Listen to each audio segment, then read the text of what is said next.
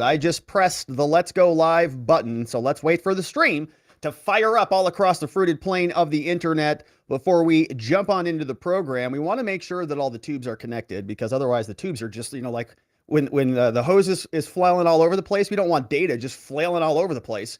But it looks like it's working. That's tremendous news. That means we can go ahead and get started. So let's do it, shall we? Hello, my friends, and welcome back to yet another episode of Watching the Watchers Live. My name is Robert Gouveia. I am a criminal defense attorney at the R&R Law Group, located in the always beautiful and sunny Scottsdale, Arizona. And I hope you're having a beautiful day today, an amazing day today. One person who's having an incredible day is Joe Biden. That's because he got joined by Mike Pence as being a misplacer of confidential documents. That's right. Joe Biden and the White House were under the gun, under the microscope. We've covered it here for about the last 2 weeks because they covered up an entire scandal that is unfolding right before our eyes. And they really didn't have a good answer for this thing. So the best next possibility was literally the last vice president also having documents. And so Mike Pence, I don't know who was over there, whether it was Jake Sullivan from Oxford or maybe Karine Jean-Pierre was rummaging around Mike Pence's house. We don't know. But somebody found some documents over in Mike Pence's residence or someplace. We're going to learn a lot more about that today. And so he is busted. Now, we're going to play those prior clips of him because he was another hysteric. He was one of those hyperventilators who lost their stinking minds when Donald Trump had some of these classified documents. They couldn't even wrap their head around it. We got 2 clips. Mike Pence is like, well, there's no reason I could ever imagine. Okay, well, you had the documents. We'll go through it. We have Garland who chimed in on this, not going to offer us much by way of comment. But the question is, are we going to get a third special counsel here? Are you serious right now? We're going to have 3? Perfect. I love it. I'm looking forward to Mike Pence's homes being raided as well. I want raids of everybody. Get them all, man. What's good for one is good for everybody else. Looking forward to that. In our second segment, we'll turn our attention over to the White House because they've got a lot of reaction to this. Remember Ian Sams? We talked about him yesterday. We've got another clip for him, and he's getting a little bit ornery out there when he's talking to Jar Scarborough. He's like, stop asking us questions. I'm tired of answering them. All of this apparently was a strategy. This whole delay, search and search thing was a strategy. The AP has a story on that. And we've got a letter from James Comer, representative who's now on the oversight committee, who is sending a letter to the Penn Biden the University. I think it's actually to the University of Penn. And he's saying, we want all the documents. Okay, we want everything. And I'm looking forward to that. Then we'll turn our attention over to Karine Jean-Pierre. Many different clips from her as well today. A little bit shorter, sort of shorter segments. Today she was much more poppy. She wasn't doing the talking point routine. Yesterday, she did the talking points, okay? They said, hey, can you answer anything literally at all? Can you give us any shred of detail? And she would say, well, I have to refer you to the White House counsel. But then she'd go on this big bullet point list about, the economy is great and the border's secure and all this crap. It's obviously irrelevant. And today, she kind of skipped all that. And so she just said, White House counsel's office, Department of Justice. Next, who's up? Who's coming up next? White House counsel's office, Department of Justice. And so if you're playing along at home, you're definitely going to win those bingo squares. They asked her about Mike Pence because now this is sort of, a weird mismatch of all these different document problems that we're going to go through. Several questions on that. This guy is one of the most polite journalists. I don't know where he's from or what his backstory is, but he was just a gentleman today. And I want to pause and acknowledge him on this because we see a lot of the media are getting very irritated. But he came out and he's like, look, Karine, can I just please reiterate a simple point here? We would like some answers to our questions. And it was very polite and gentlemanly like, but you could also tell he's about to lose his stinking mind and maybe the car will crash into the building the next time. We don't know. We also have these reports from these 2 ladies who are getting a little bit irritated as well. We'll check in with this woman who is saying, is the president even talking to you about any of this? Like, do you have any information at all? And then it is Ducey time. As usual, he got a turn today. We'll also turn our attention to Merrick Garland, who is explaining the DOJ's position on this now. They've got their hands full. We'll also go over to Andrew Weissman's Twitter account, and he is, of course, a former, I think, DOJ prosecutor, asked a very interesting question. And we'll check in with Whoopi Goldberg as well for some reason. Now, lastly, we're going to turn our attention to Congress. We've got Kevin McCarthy, who's talking about impeachment. He was on with Fox News. We'll go over to the Senate and hear a couple of clips from Mitch McConnell and from Lindsey Graham, who has a big appetite over there, before we check in with Adam Schiff. Now, he is trying to get back on the Intelligence Committee, and Hakeem Jeffries nominated him, and so he's got some perspective and some clips to share with us there as well. And so you can see, my friends, boy, we have a lot to get to. And if you would like to be a part of the show, the best place to do that is by going over to our community and supporting us and having some fun and getting some extra member-only exclusive stuff at watchingthewatchers.locals.com. We do member-only morning streams, and so you can come over there and join us, post content, leave comments. We also do after parties after this show. We hang out there after the party here. And so come and join us, watchingthewatchers.locals.com. I also appreciate you supporting our sponsors and thinking about them the next time you need something. ForPatriots.com. Get your survival food, survival gear. Save 10% off your first purchase with promo code Robert. We also have Goldco over at robertlikesgold.com. There, you can protect your retirement and your savings with gold and silver at robertlikesgold.com. Of course, our newest sponsor is Brick House Nutrition, where you can be healthy, eat your greens, and be vibrant, and save 15% with code Robert. Of course, lastly, our law firm, the R&R Law Group. I know many of you are not from Arizona, but a lot of people travel here. And so if you know anybody who is charged with a crime, thank you for sending them our way online at rrlawaz.com. All right. And so thank you, my friends. Now let's get this puppy queued up and get right back into it. Mike Pence busted, also found with some confidential documents. We're going to go through the story. He's going to eat his own words. He was one of these individuals who lost their minds when Trump had documents found at Mar-a-Lago. He said, how possibly could this happen? And, everybody else was screaming from the rooftops that this was such a big catastrophe of confidential information leaking out to the world. We'll see. We're going to go through the story, first reported by CNN, saying, yeah, they found these at his Indiana home. Don't think that they were supposed to be there. We'll learn more from CNN. And it's also very curious how these are all now popping up. Like, is this going to be the end of this? Does anybody have eyes on Nancy Pelosi? Has anybody searched her house or any of the other Congress people?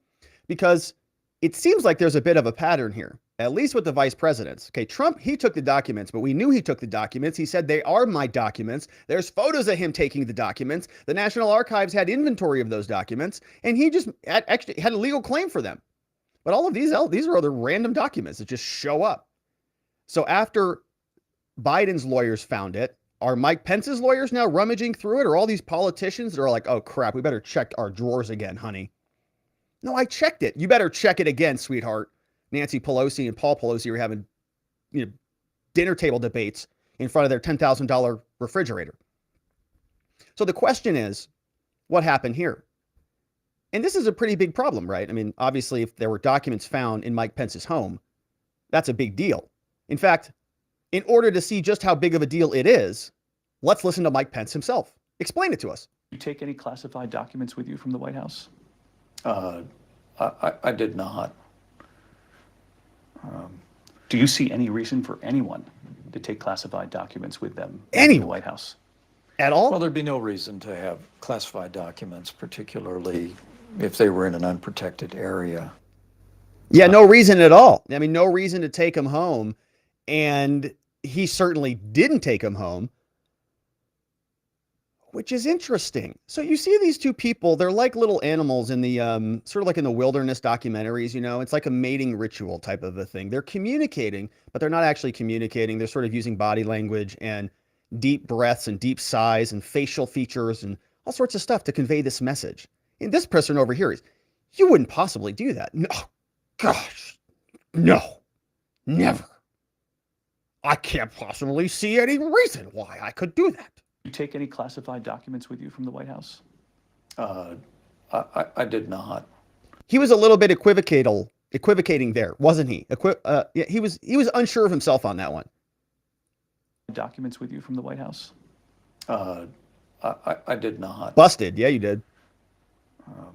Do you see any reason for anyone to Anyone? take classified documents with them leaving the White Like House? Trump.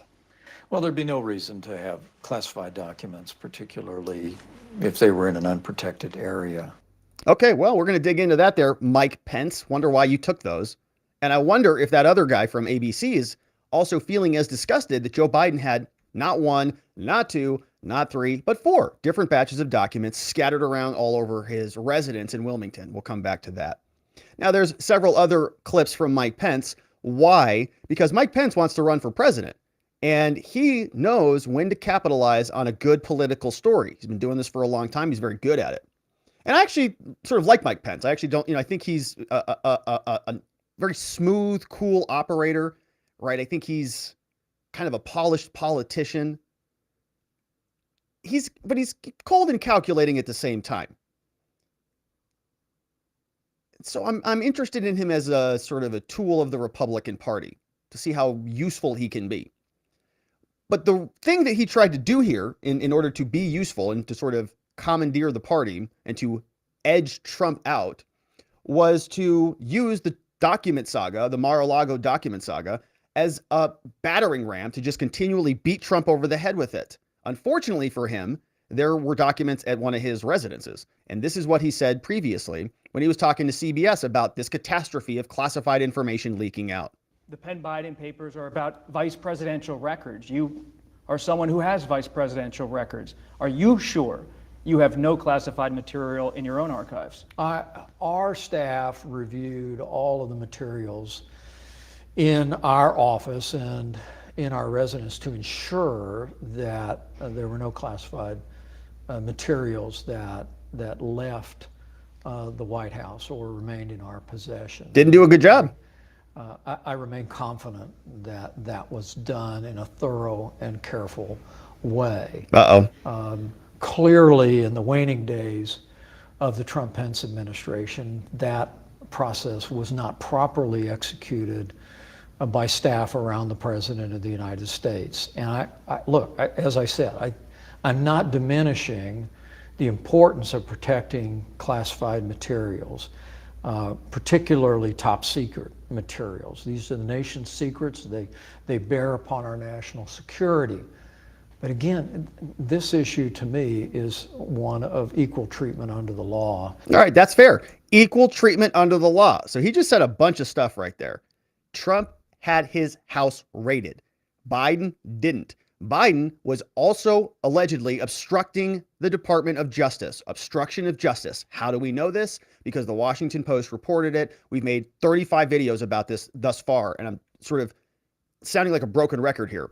But in November, Biden lawyers got a message from the DOJ, stop searching for documents. They didn't stop. They continued to search for documents. They found a whole second batch of them in December, after receiving the letter, presumably.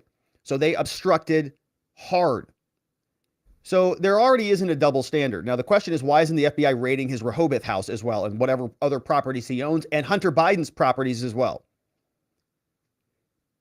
Mike Pence is getting a third standard, I guess. We'll have to see what happens because he has not yet been appointed a special counsel to investigate this either.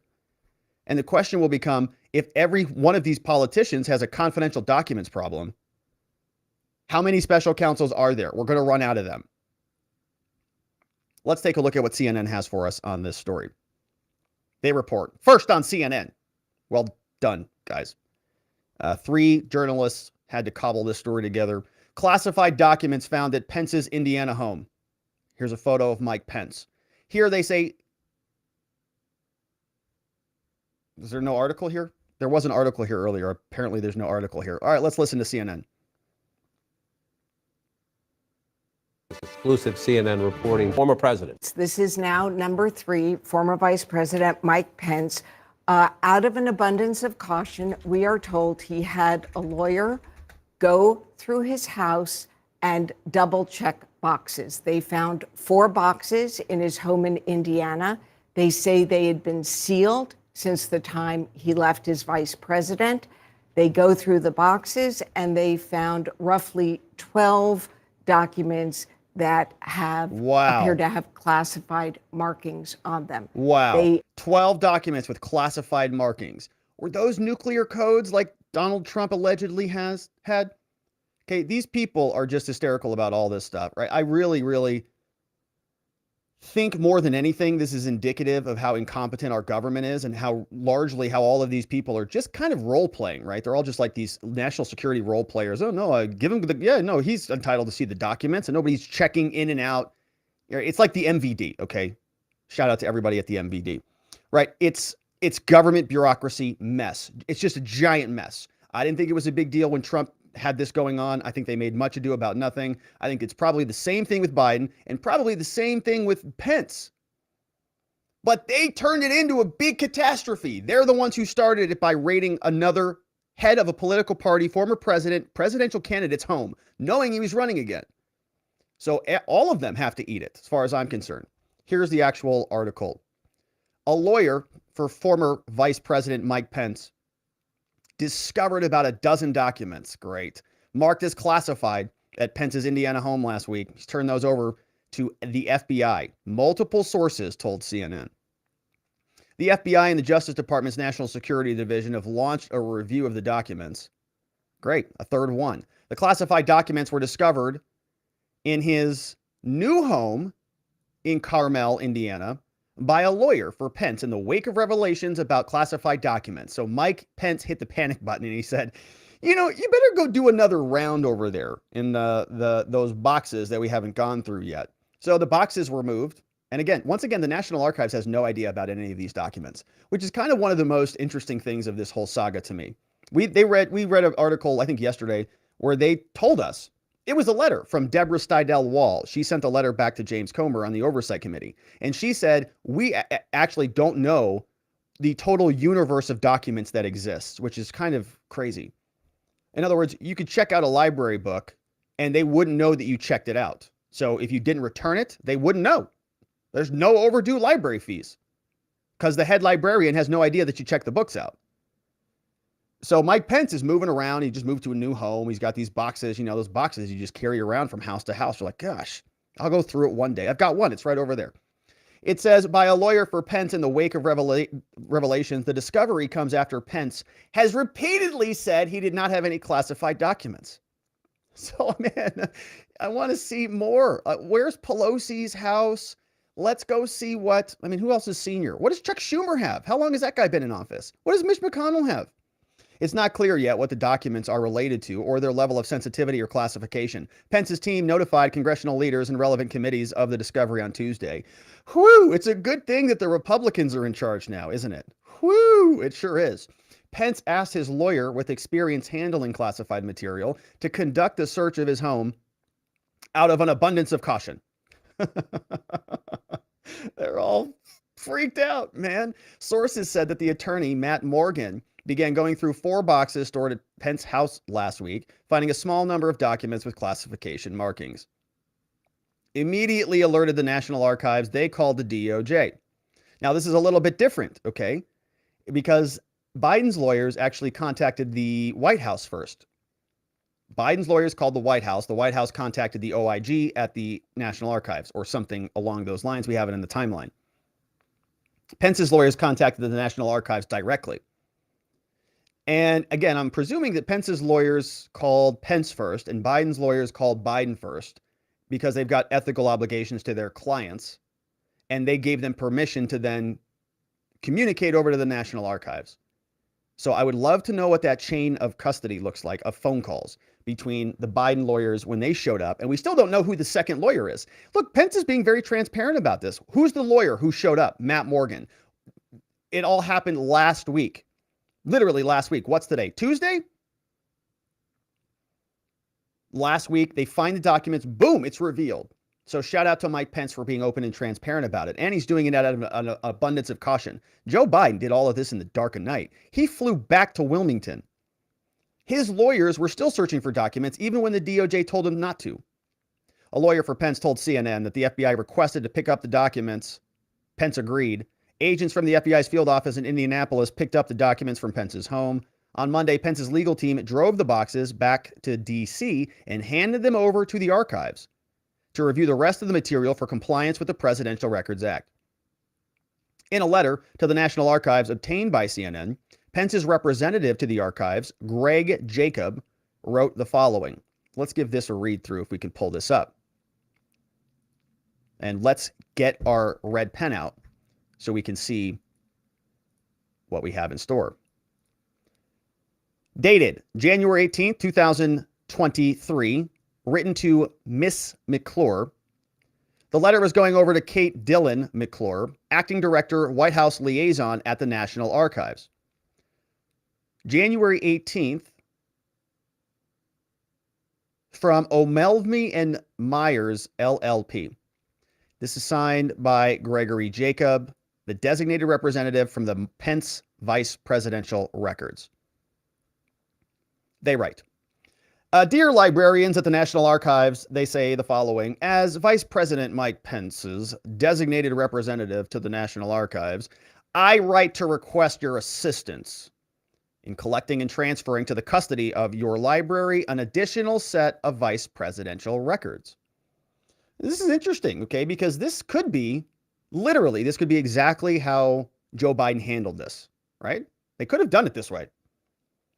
All right, well, I'm the designated representative after a president finds or vice president finds documents. What's the process? They send a letter. The letter goes out. They make the letter public. They alert the news. Joe Biden could have done exactly this.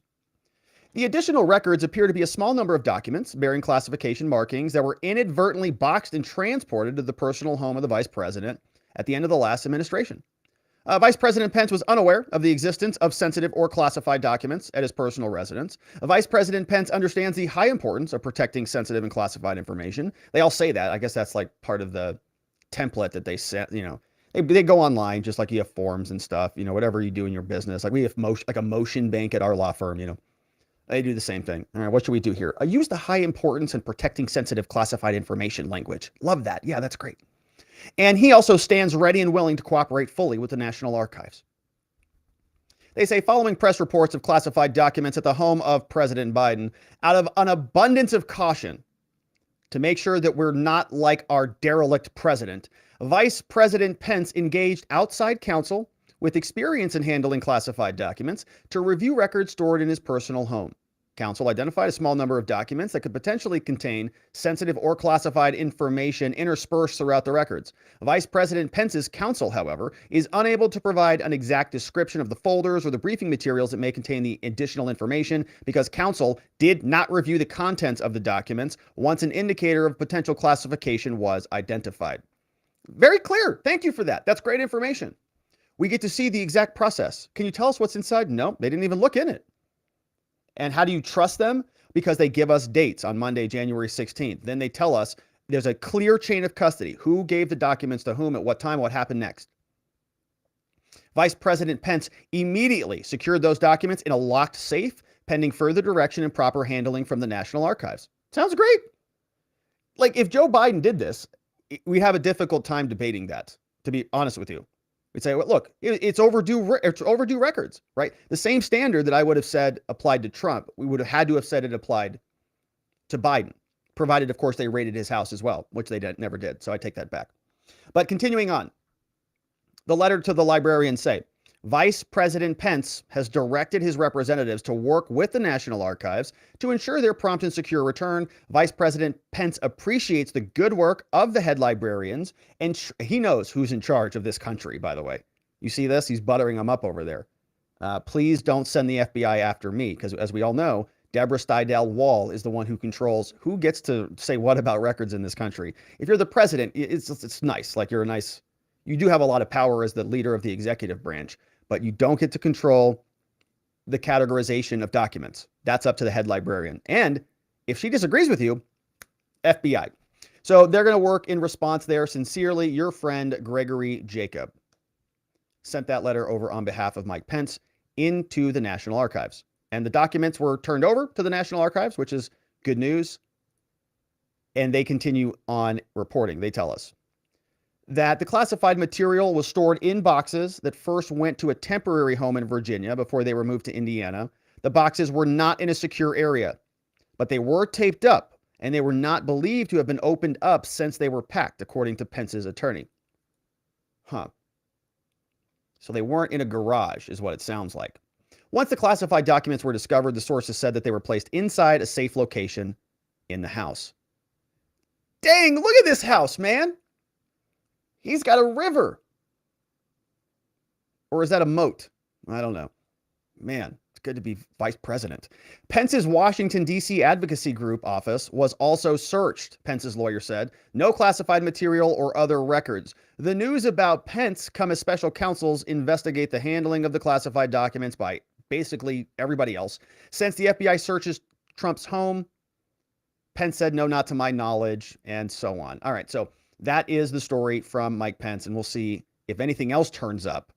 Looks like he did his due diligence and went through a bunch of other entities or other locations, but we'll see. We know Joe Biden said that they also covered everything, but then batches 3 and 4 also turned up. So when it comes to Mike Pence, we turn our attention over to the Department of Justice. We already know they've appointed 2 special counsels to go investigate these document problems. But what about now? Is Mike Pence going to join the likes of Donald Trump and Joe Biden and get his own special counsel? Our reporting on the recovery of the documents at Mr. Pence's residence seems to indicate that the Department of Justice was involved at the very start. Can you give us a sense as to whether or not this incident is being preliminarily investigated with an eye towards appointing a special counsel or assigning this to an existing special counsel? And as a follow-up question, just in the broader sense, you do weigh in on issues of policy. In the newspaper business, we say that one episode is a story and 3 is a trend. Do you think there needs to be a policy change, either in a regulatory sphere or in a statutory sphere, to address what seems to be this difficulty of presidents and vice presidents retaining classified material? Great question. Great question. Seems like there's a big problem here with classified documents just falling out of all of these so-called leaders' pant drawers every time they're walking around. Is the DOJ going to change anything or update policies? I mean, you're up to 3 special counsels now. What are you going to do about this, Merrick? Well, as you expect, I'm afraid my answer is going to have to be that I'm unable to comment on this. Stinking White House and DOJ. No answers to anything. Who does he think he is? Karine Jean-Pierre? Come on. All right, so you can see it spreading around like wildfire. Nobody wants to talk about it at the White House. We'll continue to cover it. So Pence is busted, but we're not done. We've got the White House now reacting. They call it strategy. Was it good strategy for the White House to cover up their document scandal? Probably not. As we know, the cover-up is worse than the crime, and the crime is looking like it is pretty juicy because there's now 4 batches of Biden documents floating around out there. But there's also a cover-up, and the media has a lot of questions about this, and we're going to go through a lot of their questions to Karine Jean-Pierre, most of which were not answered, but we're going to start by going over to the strategy portion of this because we're seeing some new players enter this scandal. This fellow we learned a lot more about. His name is Ian Sams, and he is a new spokesperson who is out there on the forefront addressing a lot of this story head on. We'll check in with what he said. But the story comes from the AP. They tell us that this was actually a strategy to let the FBI go in there and search the home. And it feels like this is sort of a bad strategy, but let's see what the AP tells us. They tell us. From Zeke Miller and 2 other journalists, another 3 people for this article as well. The AP News tell us legal political strategy in letting FBI search Biden's home. Interesting headline, right? It is strategy in letting them search the home. Here's a picture of our president looking very confused as he looks up into the clouds.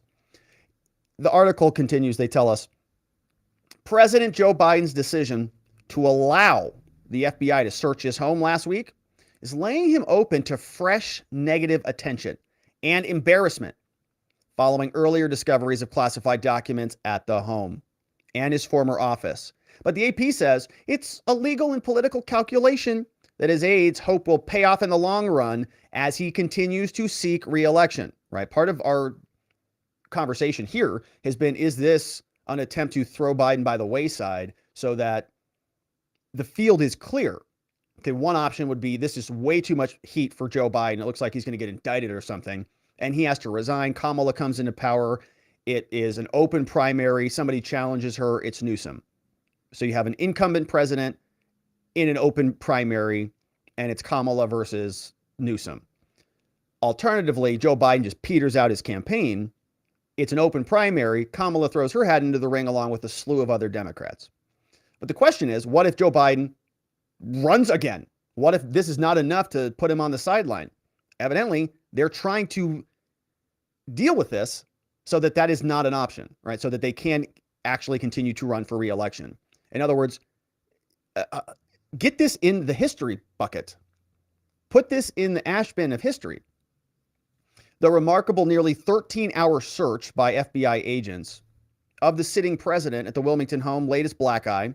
But his actions, they say Biden is doing more than simply complying with federal investigators. The president is aiming to show, right, we're getting into political distinctions here, that he, unlike Trump, he never intended to reclaim classified materials, a key distinction that experts say diminishes the risks of criminal liability, which I don't buy. Okay, this whole AP article is just political cover for the Biden administration. It's kind of a joke.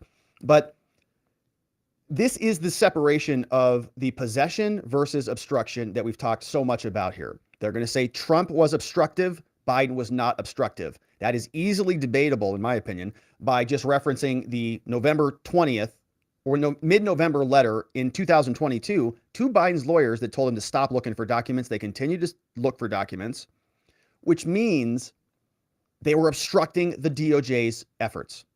White House spokesman Ian Sams, who we're going to hear from next, who's now really running point on this. Okay, so this guy is out in front of this. They are like, Karine Jean-Pierre cannot handle this, so we got to go recruit somebody else. They picked this guy, which I think is basically just an alternative gender Karine Jean-Pierre, to be candid with you. Now, it said on Monday that Biden's own attorneys invited the FBI to conduct the search, which is great because they've already been clearing out the records for the last 2 months. Oh, it's ready now for the FBI. Yeah, come on over now. No, it's good. It's clear. We've been here for 2 months. Biden was here last weekend too. They say this was a voluntary, proactive offer by the personal lawyers to the DOJ. Right. This is the come on in. Come on in. I have nothing to hide. After you say, can you wait outside for a couple months while I clean all my meth lab out of here? To get all those bodies out of the basement, so to speak. And this now is evidence about how seriously Biden is taking this issue. Okay, the documents were found on November 2nd. We're at the end of January. A second batch of documents was found December 20th. No search by the FBI. No search by the DOJ. DOJ told them to stop searching. They kept searching, found the second batch. We found a third batch on January 12th, the day that they appointed special counsel. And they found a fourth batch when the FBI went in and searched. So why didn't the FBI go search the first time or the second time after the first batch was found? That's what they did for Trump. They didn't even wait for his lawyers to do anything. They just raided him. Now this is seriously taking the issue seriously? Give me a break. Mary McCord, a former senior Justice Department national security official, said, if I was a lawyer and I represented the president of the United States and I wanted to show that I'm being fully cooperative and I do care, I think this is advice that I would give as well. Yeah, I mean, it's good advice to give. Yeah, if you have the time to sort of make sure your property is clean before you bring the FBI in. Yeah, it's very, very convenient. So stellar reporting there from the AP. Now, they referenced us over to this fella, Ian Sams, who is hitting the airwaves to sort of shill for the Biden administration. Sams showed up on the Mika and Joe Brzezinski show, and he had some explaining to do because they had some hard questions for him. They said, hey, we got duped too. When Trump had records found at his Mar-a-Lago residence, we were hyperventilating like our heads were going to fall off. And now that they showed up in Biden's residence, you're making us all look like idiots. What gives?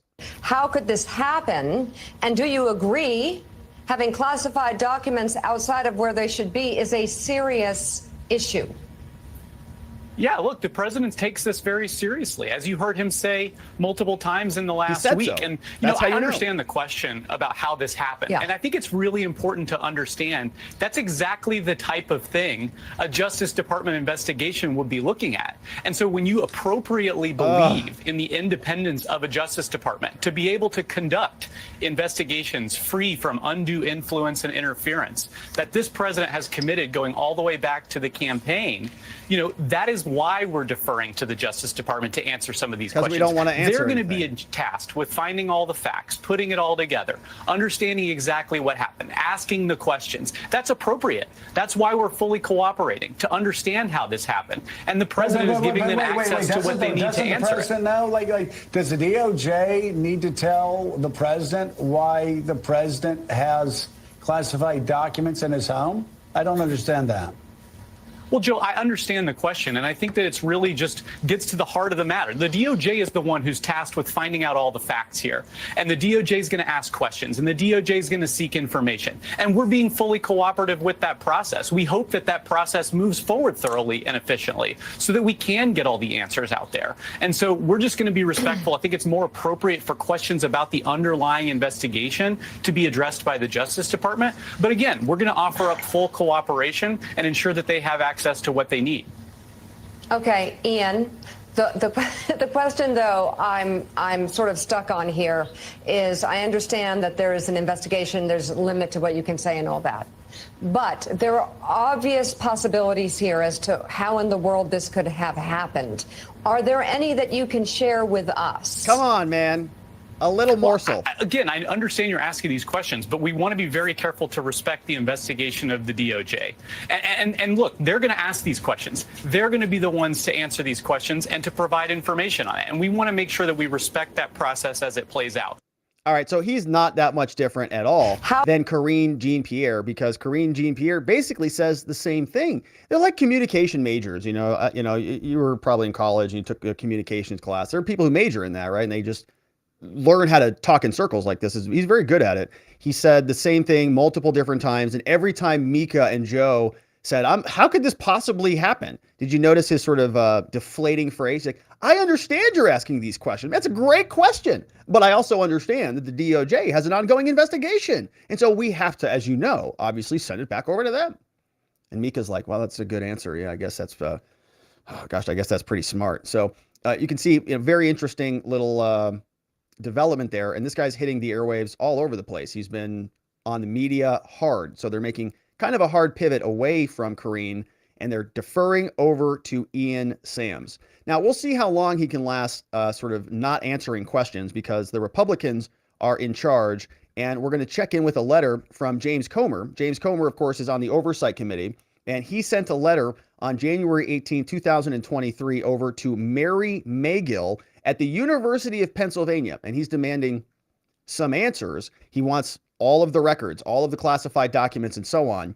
And that's because Representative James Comer is looking for gold. If he can find something good in those bins of Biden documents, it's about as good as gold. Which reminds me about protecting your retirement and your savings with gold and silver, because if you have an IRA or a 401k or anything else like a savings account, things are scary out there. The Biden administration has already printed more money in the past 2 years than the previous 100 years combined. The national debt, it's over $30 trillion, and it's keep going up. I mean, they're meeting about that again.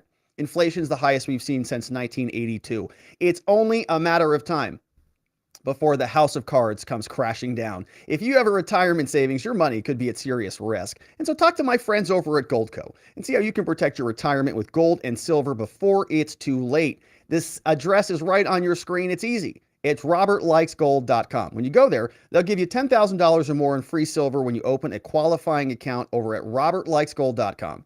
They're an A+ rated business with the Better Business Bureau. They're good friends of the show, and it makes you feel good to always buy gold at robertlikesgold.com. All right, and so let's turn our attention now over to Representative James Comer, because he sent a fun letter over to the University of Pennsylvania. January 18th, 2023, coming out of the House of Representatives from the brand new, shiny and beautiful Committee on Oversight and Accountability. Doesn't that just feel good? Don't you like how that sounds? Here, say it with me. Committee on Oversight and Accountability. Oh, that's a beautiful thing. Let's see. James Comer is the Kentucky chairman. Shout out to James Comer. And he writes the following. All right, dear Mrs. Magill, president from the University of Pennsylvania. Comer says, all right, we're in charge now, lady. Listen. The Committee on Oversight and Accountability is investigating President Biden's possible illegal handling of sensitive and highly classified documents. Recent reports reveal President Biden's attorneys discovered Obama-Biden administration documents in an unsecure closet at the Penn-Biden Center for Diplomacy, a think tank associated with your school, the University of Pennsylvania. He writes, additional classified documents were also discovered in the president's Delaware garage and his home. President Biden's mishandling of classified documents is alarming. The committee is now concerned about who had access to these documents, given the Biden family's financial connections to foreign actors and companies. This committee oversight requests documents and information related to foreign influence at UPenn and the Penn-Biden Center. Comer continues. He says the committee has learned that UPenn received tens of millions of dollars from anonymous Chinese sources, with a marked uptick in donations when then former Vice President Biden was announced as leading the Penn-Biden Center initiative. Footnote 3. It's a letter from James Comer previously to Dr. Amy Gutmann in 2021. They say that UPenn publicized the formation of the Penn-Biden Center in February 2017. After that announcement, University of Pennsylvania and their donations originating from China more than tripled. Lot of good money there. Joe Biden's back over at UPenn now. China's like, perfect. That's our guy.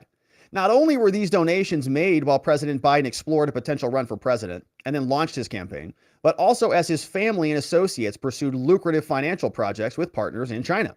The American people deserve to know whether the Chinese Communist Party, through Chinese companies, influenced potential Biden administration policies with large anonymous donations to University of Pennsylvania and the Penn-Biden Center. Additionally, the Penn-Biden Center appears to have acted as a foreign-sponsored source of income for much of a Biden administration in waiting. Comer says between 2017 and 2019, University of Penn paid Biden more than $900,000, 2 years of work. And the university employed at least 10 people at the Penn-Biden Center who later became senior Biden administration officials, including Secretary of State Antony Blinken, Undersecretary of Defense Policy Colin Kahl. Right? So this is all like a little breeding ground for them. Financial disclosures filed with the ethics panel revealed that UPenn paid these Biden associates between $80,000 and $208,000. Following Biden's election victory, he selected University of Penn President Amy Gutmann and Chairman of University of Pennsylvania's Board of Trustees David Cohen to be ambassadors to Germany and Canada, respectively. Yeah, that's how it works. Little quid pro quo action there. The former managing director of the Biden Center, Dr. Michael Carpenter, now serves as ambassador to the Organization for Security and Cooperation in Europe. In the Obama-Biden administration, Dr. Carpenter had the responsibility over Russia and Ukraine while serving at the DoD. The committee, says Comer, is concerned that top University of Penn officials offered lucrative foreign-funded salaries to President Biden's closest political allies in order to secure senior posts in future Biden administration, and foreign actors funded those salaries to influence a future government. Holy moly.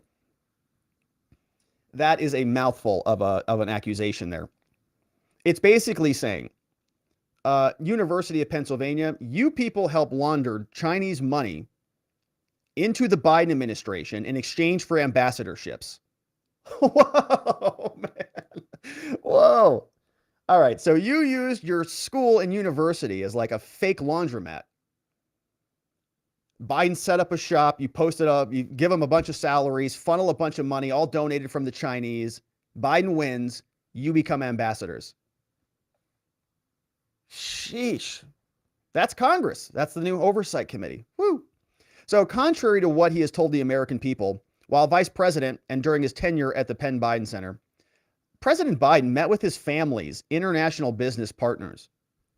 Robert Hunter Biden, aka Hunter, the president's son, he's also an artist, by the way, Hunter Biden, aka the artist, may have had access to the classified documents found at the Delaware home, since he listed it as his home address as recently as 2018, and he planned to share office space with an affiliated Chinese Communist Party individual at another time. This level of access and opportunity raises questions about who had access to the classified documents found at the Penn Biden Center. Reports indicate these materials included a top secret files with sensitive compartmented information designation, that it's used for highly sensitive information obtained from intelligence sources. Comer says it's imperative that we understand who gained access during this time. And so, to help us understand this better, Comer says, Dear University of Pennsylvania, we need the following no later than February 1st, just a short few days away from now. 1. All documents related to communications from donations originating from China to your university and to the Penn Biden Center dating back to January 20th, 2017 to today. They also want a list of all Chinese donors and the individual amount donated. All documents and communications related to soliciting donations. So all the emails they sent out. Would you like to make a contribution to our money laundering operation? Great. Would you like to be an ambassador? How much can you donate? A list of the individuals with key card access to the Penn Biden Center. A list of all employees at the Penn Biden Center. All visitor logs. All documents related to security. They say if you'd like to call and schedule something, you feel free to do that. Give us a phone call here. And they also note that we have broad authority to investigate any matter at any time under House Rule 10. And they actually probably copy and pasted this language from the Democrats, which is great. Yeah, I mean, they use that language in their letters all the time. So the Republicans are just using it back, which is perfect. So James Comer is now using the strong arm of the government to go backhand the Biden administration as well. Perfect. So this is great. James Comer will be leading the charge on that, and he's firing off a bunch of letters, and we are seeing all of them come to public light. We'll see if they produce anything in return. But we, of course, will continue on because the White House is going to be facing a lot of questions, in particular, those questions about the documents. Now that the Republicans are sort of breathing down their necks and in control of the House of Representatives, what's the White House say about all of this? We turn our attention to Karine Jean-Pierre. She came out, again, it's almost painful to watch these days because she says nothing new. But let's examine, because the media is asking good questions once again. This person came out and said, all right, Karine, look, we know Joe Biden is doing cartwheels back there. We couldn't stop talking about his confidential document saga. Now Mike Pence has confidential documents. And I just remembered I probably have confidential documents too. We know you do too, Karine, as well. Does this change your dynamic at the White House now that Joe Biden is joined by Pence? First, I just want to ask, is there any reaction to Vice President Pence's announcement of finding classified docs in his possession? And then more broadly, most of the rules surrounding classification are created and can be amended by executive order. Does the president believe the system must be reformed? So first, on your first question, look, I'm not going to comment on any ongoing criminal investigation or any investigation. As you all know, the Department of Justice is independent, and we will not politically interfere. We've been very, very clear about that under this president. The president's been very clear since his campaign promises, and so I'm just going to refer you to the Department of Justice. On your second question, I would refer you to the White House counsel's office. On Ukraine. All right, so we're not going to get a whole lot out of her, as you can see, but we do get a little bit. So let's continue on. We see here another question comes out about Pence. We're going to get the Mike Pence questions out of the way first. This fella, short question here. Karine, now that there is sort of another person who did a bad thing, you know, it's like when you're a kid. I don't know how you know, you were when you were a child, but when I ever got in trouble, one of the top excuses was, well, he did it too. I mean, he blew it up first, you know. I don't know how that happened, but I know that guy got in trouble for that also. You know how that goes. So you're kind of thinking the White House is going to be doing cartwheels. Let's see what Karine says. One more shot on the Pence documents. One more shot. Inside the White House, that this perhaps shifts the political or public perception dynamics of what the president has been facing over the course of the last several weeks? I'm just not going to comment from here. Got Joey. That's it. Sorry. I thought you were there yesterday, Joey. That's it. No, nothing there. Not going to comment on that one. Now, as we talked about previously, we were doing a little compare and contrast. Every time one of these situations pops up, one of the things we want to do is compare and contrast. We know Trump had his house raided. We know that Biden did not. We know that the National Archives was, for some reason, ultra obsessed with Trump's documents. They needed to know where every stinking material was. Every item was checked out appropriately by the head librarian, Deborah. But Deborah didn't care too much about Pence's documents or Biden's documents. They're just allowed to float out there in the ether for as long as is necessary. Trump's, though, need to get rated. Okay, so why these different standards? Why the double standards or the triple standards? And that was an old compare and contrast. But now we take a look at Pence versus Biden. Pence and his team, they notified everybody right away. They called CNN. They're like, hey, CNN, guess what? We found documents. You're not going to believe this. And they wrote a letter, published the letter. They did it all basically within like 7 days. The documents are back at the National Archives. I'm going to guess, if I had to venture out there, that there aren't going to be any more documents from Mike Pence. Right? I'm going to guess that he did his due diligence this time. I would imagine that there's probably not even anything that says the word like condiment, right? Because it's too close to confidential, or like hair conditioner. Just get rid of it. It's too close. It's got CON over there. Just throw it out. They're all sick of it. So why is Pence now, why is Joe Biden not following that same standard? Mike Pence got up there. He got pitched the ball. Boom, he hits a home run out of here. Yeah, I screwed it up, but I dealt with it. Why can't Joe Biden do that? Will the White House comment? Let's see. So I'm going to come back down. Go ahead, Steve. Thanks. It being the White House's position for the last several weeks that the president's legal team did the right thing, is it the initial observation of the White House that the Pence legal team did the right thing? That's not for me to comment on from here. I will refer you to the Department of Justice. One of the things that the Pence team seems to have done in the last week is make public disclosure of this circumstance. Yeah. Explained it all. NARA, but also advise Congress and now the public. Transparency. Any reflections among the communications and press staff here as to how the Pence team handled it versus how you handled it? Steve, I understand your question and I hear it. We've answered your question in many different Not variations. really. I'm just don't have anything else to share from here. If you have any more specifics or details about this, about the ongoing legal matter, I would refer you to the Department of Justice. Anything else, I would refer you to the White House counsel's office. For 2 months. Did you hear that?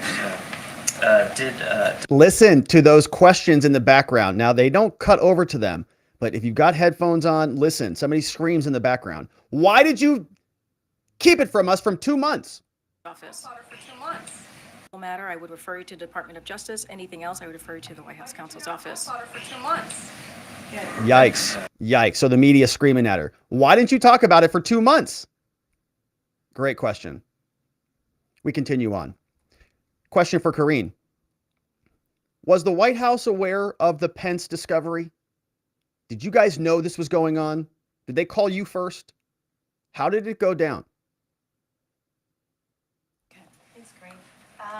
Was the White House aware before this afternoon that classified documents had been found at Vice President Pence's residence as well? I would refer you to the White House counsel's office. Karine! Does the White House believe that other former high office holders should now go back and check their personal residences out of an abundance of caution to make Pelosi, Schumer, McConnell. as well? That's not something I can comment from here. I don't even know the reasoning of what the news that we heard about Pence. So I'm just not going to comment from here. I'm not going to comment on any other former elected official, current elected official. With this particular case, I refer you to Department of Justice. Anything that relates to this White House, I would refer you to the White House counsel's office. And then on the Abrams tank. All right, so they're sending tanks over there so we can get in World War III also, which is great. So we just shift from one cover-up classified document scandal to World War III. You can see it's great press briefing. Now, our final question on the Pence stuff comes from this woman saying, look, are we going to raid or search Joe Biden's other properties? And is Mike Pence also going to get a special counsel now that this seems to be the standard? You just sort of pull the cord and a special counsel comes down? Following up from yesterday, has the president invited the Justice Department to search his Rehoboth Beach house? Again, I would refer you to the White House counsel's office, who has been regularly in touch with all of you, answering these questions. No, about they haven't. This legal ongoing matter. Just don't have anything to share. couple of follow-ups on the Pence issue. Does the White House believe that the Justice Department should appoint a special counsel to investigate former Vice President Pence's handling of classified documents? That's for the Department of Justice to decide. And now that we're seeing the two most recent vice presidents discover classified documents in their private homes, does this suggest that there's a larger problem within the government where classified documents are not where they're supposed to be? Do a lot of people have documents outside of where they're properly? Yeah, probably. I'm not going to comment from here on that. Yeah, it's a bunch of Congress people and senators. They're role-playing leaders who are competent individuals who can accomplish things. And the people who are evidently keeping tabs on them from the National Archives don't actually keep tabs on them. Deborah Steidel-Wall admitted that in her letter. So yes, my friends, there are confidential documents flying around this whole country. That's why we were making such a stupid joke about it from day one. Because it's the government. They're all role-playing. They all think that, oh gosh, all this stuff. I'm sure there are secretive documents, and I'm not saying the entire intelligence community is a joke. But all this stuff is, yeah, it's a joke. You think the intelligence community is letting Donald Trump or Joe Biden walk out with something that matters? I doubt it. Would refer you to the White House counsel and anything related to classified documents from here. Nothing. All right, so nothing from her either. Mike Pence, special counsel, don't know. Are they searching his other property? Don't know. If the law was equal or fair, right, they would already be doing that, I would suspect. But they're not. Why? Now, the media has been having a very difficult time. They are not getting any questions answered. And this poor gentleman is one of the most polite people that we've seen in the press briefing room thus far.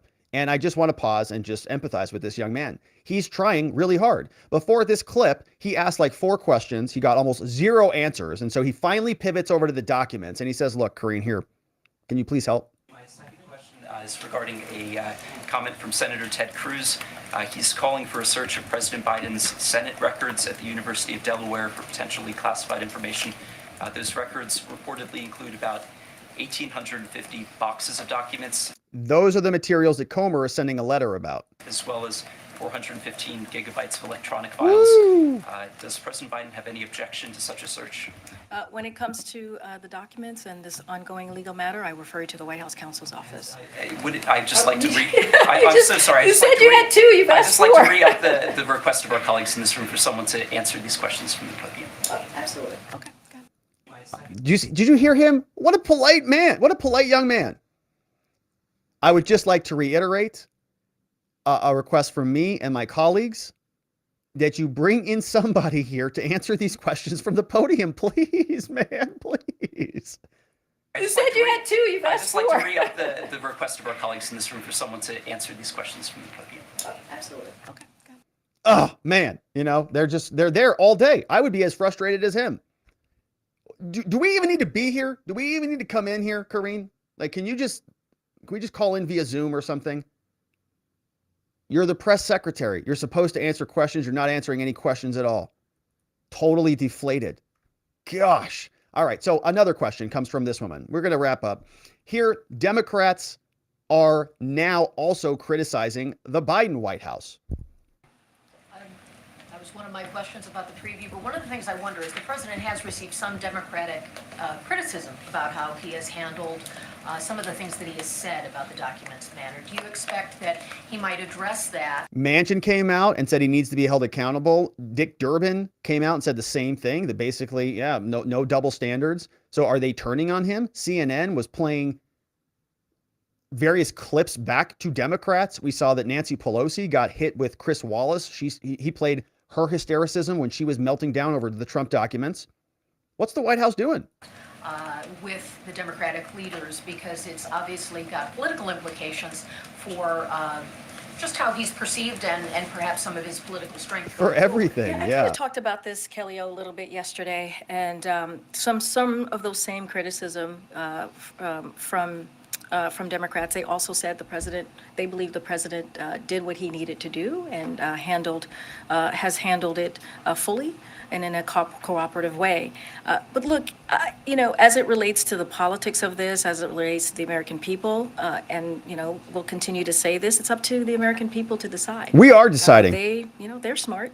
They know what's going on. They know what this president has been doing and delivering on. We've talked about the midterms and what was supposed to be or what was predicted to be, and it didn't happen, right? When you think She's right about that. The red wave that we had heard over and over She is right again. about that. And part of that, why we didn't see that, is because the president led with a message that resonated and connected with the American people. He led with what he has been able to do when it comes to the bipartisan. Not sure it was a blue wave, but okay. Making sure that he's doing the work to lower cost at the gas pump, which he has been able to do. And so, look, we will let the American people see for themselves what the president has been able to deliver the last 2 years. I don't think that's a real good line, right? The media is sitting in there like very upset with her about the lack of transparency. Every person in there is unhappy with the White House right now about this access. We've been covering it for 2 weeks. So this is, I don't think, the best strategy to tell them we're showing you everything you need to know, because they're unhappy with it. I'm just not going to get into any further discussion about politics. Specifically, do you know if he has been briefed on the Pence matter? And has he had any outreach with former President Obama, since some of the documents would have been from their joint administration? Those two questions, I would refer you to the White House counsel's office. Not answering those either. All right, so we're almost to Doocy time. But we have one more from this woman here. She's saying, look, Biden can't manage his documents, okay? Pence can't manage his documents. Actually, the only person who actually knew about the documents and knew where they were and what they were and made sure that they were secure and stored was Donald Trump, okay? His classified document situation is not like Mike Pence and Joe Biden's. They knew about he knew about the documents. He knew where they were stored. He had FBI agents come down and look at them. These other two knuckleheads didn't even know they had the documents for a couple of years. Documents, I realize you don't want to comment on existing issues, but there is clearly an ongoing issue across administrations with handling of classified materials. Perhaps this isn't the right time for this White House to lead a review of U.S. policy on classified materials, but is that something that the White House is considering? Is there someone who would be the right person to lead a review of the current challenges that are obviously tripping up people from all parties? Understand the question, and I know it's going to come in many different ways, but I'm going to refer you to the White House counsel's office, who would be the best, they would be the best folks to talk through about that. Nothing.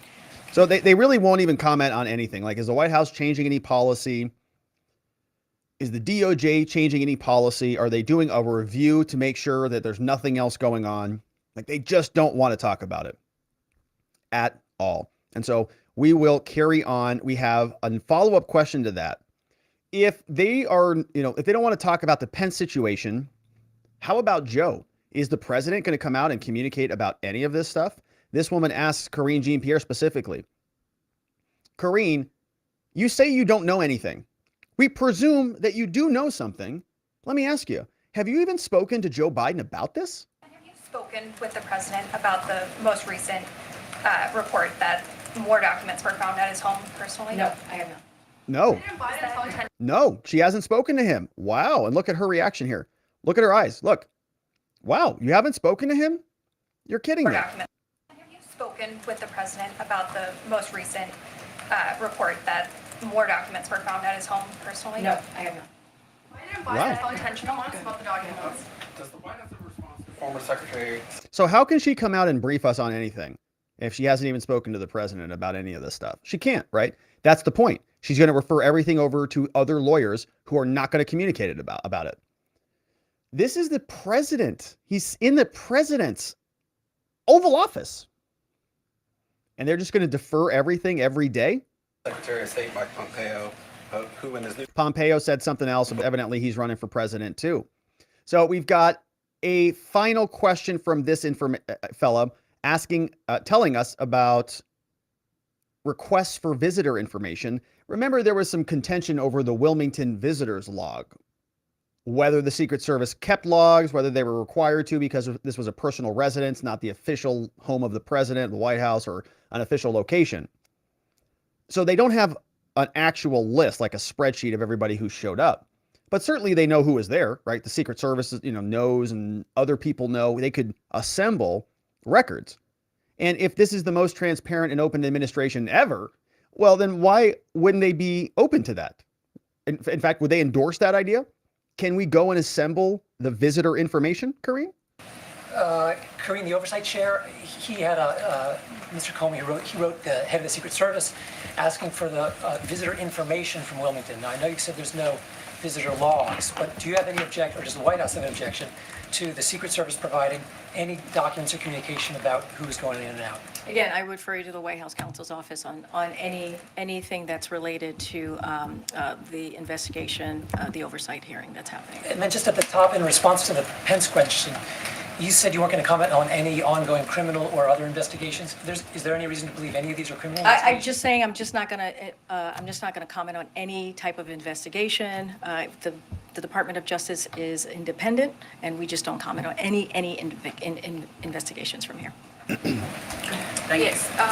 Not going to comment again at all. And so Karine having a very difficult time providing any information, which is basically the primary purpose of her job. And so we'll finish up with Doocy time here in a minute, but to make sure that our energy levels are nice and where they need to be, let's talk about Brickhouse Nutrition and our friends over at brickhousenutrition.com. Because, we are coming out of a pandemic. We're all a little bit out of shape, a little overweight, a little bit, soft and flabby. We've seen all the ads for diets and fad pills and all this stuff going on. It's crazy. They don't work. You know what does? Being healthy. Eating healthy servings, 5 of them, of fruits and vegetables every day. You do that, and I imagine you're going to feel better. Weight's probably just going to fall right off. But let me tell you, vegetables, they're a lot. Fruit, cramming all that stuff together, who has time to prepare for that?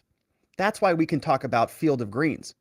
Field of Greens is a science-backed formula of specific fruits and vegetables you're not going to find in any other products. Proper nutrition reboots your metabolism, helps you burn calories, lose weight, be healthier, get more exercise. It's just simple. And Field of Greens is the only brand backed by a better health promise. Yes, you'll feel healthier, but the best feeling you'll get is when you show up to your doctor's office and he says you look fabulous. So let's get you started. Why don't you go over to brickhousenutrition.com. Use code Robert. You'll save 15% off your first order at fieldofgreens.com or brickhousenutrition.com. Either place you go to fieldofgreens.com and use code Robert, and you can start getting your Field of Greens superfood today. And it's going to make you feel healthy and vibrant and vigorous. And you're going to love it. It tastes great too. I've been using it for 2 weeks. So enjoy it, my friends, at brickhousenutrition.com. Now, as we are properly energized and oriented, let's brace ourselves for Doocy time. Peter Doocy asks Karine Jean-Pierre some follow-up questions about the Biden docs. Thanks, Karine. After a special counsel was named, but before the FBI searched, President Biden went to his house in Wilmington. What was he doing in there? Shredding documents. To the White House counsel. Shredding documents. Something relating to this case. I would refer you to the White House counsel's office. Okay. Do you think that this story was leaked by someone trying to bruise the president politically? Yes, Hillary Clinton. Announcement. I would refer you to the White House counsel's office. Hillary They've Clinton. Been the ones who've been Gavin Newsom. Closely involved. Okay. Gavin Newsom. More basically, we know the president did it. Why did he do it? I would refer you to the White House counsel. Oh, In the Karine. president's own words, he admits to having information that wasn't his. Why did he smuggle it out? I will let the statement Come of on, the Karine. president stand for itself. I'm just not going to go into down a rabbit hole with you on this. Why did he not tell you about it for months? Karine, yes, thanks. Slight shift to topic. So that same person who didn't get a question today asked the same question. We heard from her previously in the background. Why didn't you talk to him for months? President stand for itself. I'm just not going to go into down a rabbit hole with you on this. Why did he not tell you about it for months? Karine, yes, Why did he not tell you about it for months? They are unhappy with her. thanks. Slight shift to topic. Hey, T. All right, so that is it with Doocy time, but we're not done with reaction. We've got Merrick Garland got asked about this today because he was out speaking about something or other, and he is telling everybody that there are not two standards. In other words, Pence, Trump, Biden, they're all going to be treated the same. You mentioned affirmative litigation, and other states have similar laws to the one that is set up in Idaho. So I'm just wondering if you can explain a little bit about why we've only seen one such lawsuit. And separately, while we have you here, I'm wondering what you would say to critics who accuse the Justice Department of treating the former president more harshly than the current president in your doing parallel special counsel investigations. Well, since you were looking at both of us for the first half, I'll start, and then I'll turn that part over to Benita, and I'll get back to your question. Yeah. As you know, the states are just back in session. They are passing laws. We are evaluating them as a continuing matter. That's part of the job of this task force. We are engaged in at least three major pieces of litigation. The defense of the FDA with respect to its more than 2 decades old approval of mifepristone.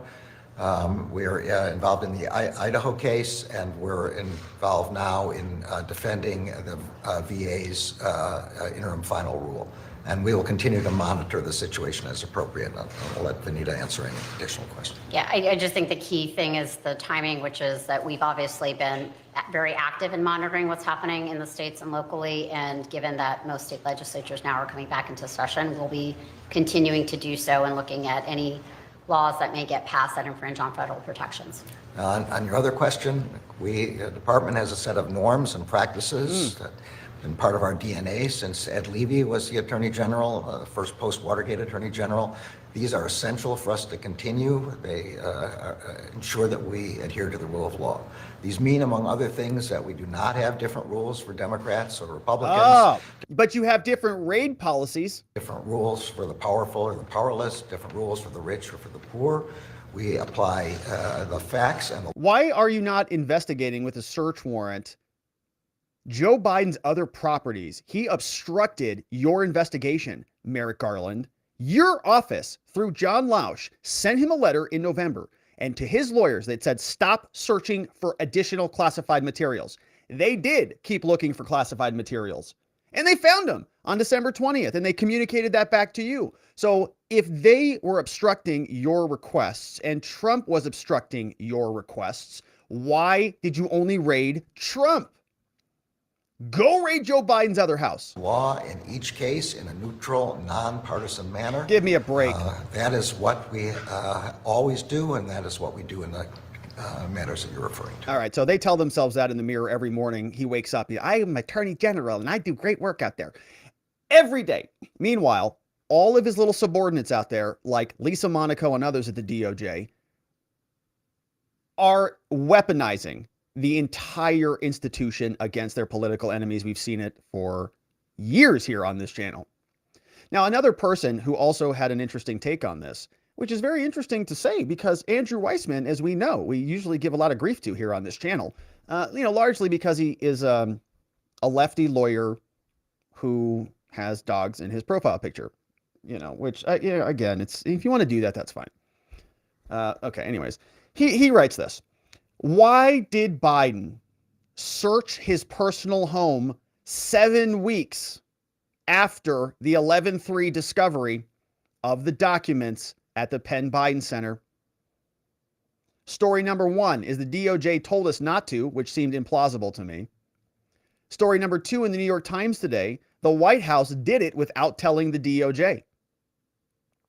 So Andrew says, question, why 2 stories and why not a fast and comprehensive search in November?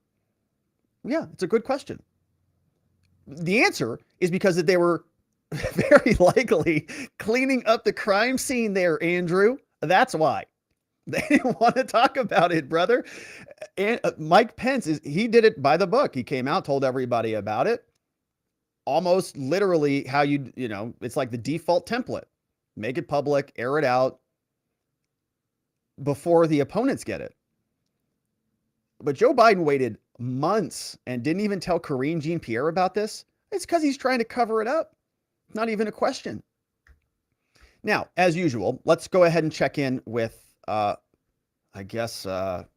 Daytime TV America and see what The View has to say about all this. Because George Bush made it so presidents could declassify. Obama stretched it to make it vice presidents. So I wish they would say all that while they're explaining what's going on. Because if you say, a classified document, everybody goes, oh my God. That's what you people did. We were making fun of you here on this channel, calling you all a bunch of hysterics. Look at her for screeching about the classified documents at Mar-a-Lago. Every time there was another story, nuclear codes, we go, oh gosh, you're all crazy. And now they're all flipping. We've been consistent here. It's crazy when, Biden, I don't care about the document. Trump never cared about the documents. Pence don't care about the documents. The Chinese already have access to TikTok and they've already gobbled up everything, including probably, we'll leave it there. But this is a total reversal now. Now she's saying it's not that big of a deal. How dare he keep that? And if these guys can declassify, presidents and vice presidents can't declassify, They are can? we chasing our tail with some Vice presidents can do that? That's new. I didn't know that. of this? Well, but that's a very good point, but I think it has to be true for Trump and for Biden. So if for President Biden to be able to declassify something, there has to be evidence he did in fact declassify it, which is the thing that Trump's trying to argue. I declassified it. Well, there's no evidence. He did it with his he didn't go through the process. He said he did with his mind. But is Biden saying he even did I don't think Biden's saying that yet. And I think what I'm frustrated by is how... Which is a ridiculous... Look, I get so tired of this reframing of this thing. Trump didn't say he telepathically declassified documents, okay? He's saying by virtue of making a decision and doing something, by saying those documents are going, that he is categorizing them as presidential records, right? He's taking custody over them by virtue of his decision. And this type of stuff happens all the time. I guess my point is this. The president makes a decision and makes an order, and then other people make that thing happen. If Donald Trump on his way out had to submit a request, here, Mr. President, here's your final clipboard. You've got several different forms on there you need to fill out. This is the confidential document form, okay? It's very important to make sure you fill it out. Otherwise, I can't give you your documents. Who's in charge then? Who's actually the chief executive? Document binder boy or the president at that moment? That's the point, right? That's what Trump was saying. By virtue of the fact that we took these things, it is me necessarily declassifying them, right? Those were my orders by saying I gave you the order to move it. Now they reduce all of this down to stupid stuff, which is a very good tactic. We do it here also, but they reduce it down to he did it with his mind. Oh, right. Okay. But it's obvious and transparent. It's going to be the same defense that Joe Biden's going to use. Well, I had justification for those documents or whatever. Let's go back. Kind of brazen and dismissive President Biden has been of this, because he said it went from, anyone Covered could it up be for months. irresponsible, but I have no regrets. There's no there to, but it was locked up next to my Corvette. I mean, this, as you said, is a very serious matter. One top secret document means a grave risk to national security. Okay, yeah. And it's a bad fact pattern for him. I said it last week. I think we're going to find more documents. It's at some point all over the place. I guarantee Nancy's got them, Schumer's got them, McConnell's got them. They've all got them. I think he needs to say there may be more. I open up any residence I've been in to be searched. But cooperation doesn't negate the fact that he had these wrongly in the first place. Well, we don't know that he had them wrong. We don't know. This is the... Where'd they find them? Were they in somebody else's house? Pretty sure they were Joe's. Stuff. Trying to find the word. What's the word? This is the thing about this. He's been in public service for a very long time. Yeah. Methuselah child. Yes, very long Yeah, time. very long and time. I Way was too long. troubled when I saw, you have stuff from when you were a senator too? Yeah. Because, it was a senator. Realizes that Trump was flushing stuff down the toilet, and we're talking about 300 versus maybe 15, and intent is really important, so I don't think you can compare at all the criminal liability. Serious cope. They can't compare the criminal liability because they don't want to incriminate Joe Biden. But that is the latest on from Whoopi Goldberg, Weissman, Garland. They're all talking that there's no different standards when obviously there is a massive double standard. One is useful for the Democrats. One is Not so good for the Republicans.